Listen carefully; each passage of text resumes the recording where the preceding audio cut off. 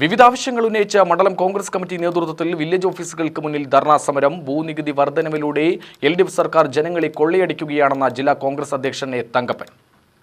LDF സർക്കാരിന്റെ ജനദ്രോഹ നയത്തിനും വർദ്ധിപ്പിച്ച ഭൂനികുതിക്കുമെതിരെ town north east മണ്ഡലം കോൺഗ്രസ് കമ്മിറ്റികളുടെ നേതൃത്വത്തിൽ കൊപ്പം വില്ലേജ് ഓഫീസിന് മുന്നിൽ നടത്തിയ ജില്ലാതല ധർണാ സമരം ഉദ്ഘാടനം ചെയ്യുകയായിരുന്നു എ. തങ്കപ്പൻ.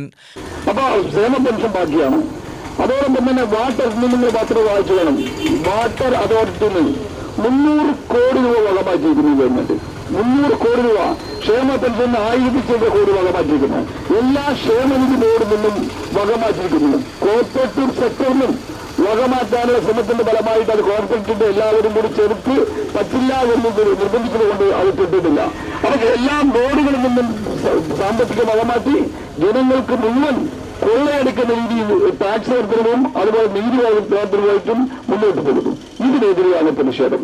നമുക്കറിയാം, ഈ ഗവൺമെന്റ് 9 വർഷം പിന്നിടുമ്പോൾ ഇവിടുത്തെ സ്ഥിതി എന്താ? നിങ്ങൾക്ക് ആദ്യം ഈ ഗവൺമെന്റ് നേരിടുന്നത് ഓക്കി ദുരന്തമായിരുന്നു. ആ ഓക്കി ദുരന്തത്തില് അത് കഴിയുമ്പോൾ തന്നെ അതിന്റെ ആ ജനങ്ങളെ അവർക്ക് വീട് വെച്ച് കൊടുക്കാൻ പറഞ്ഞു, അവർക്ക് സൗകര്യം ഉണ്ടാക്കി കൊടുക്കാൻ പറഞ്ഞു.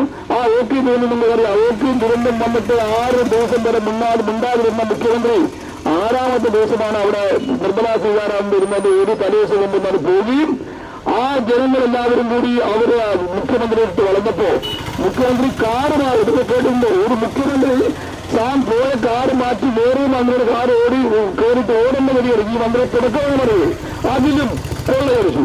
മണ്ഡലം പ്രസിഡന്റ് S. സേവ്യാർ അധ്യക്ഷനായി. KPCC secretary PV Rajesh, block Congress president CV Satheesh, UDF നിയോജക മണ്ഡലം ചെയർമാൻ സുധാകരൻ പാക്കാട്, മണ്ഡലം പ്രസിഡന്റുമാരായ രമേഷ് പുത്തൂർ, SM താഹ, C. കിദർ മുഹമ്മദ്, ഹരിദാസ് മച്ചിങ്ങൽ എന്നിവർ പ്രസംഗിച്ചു.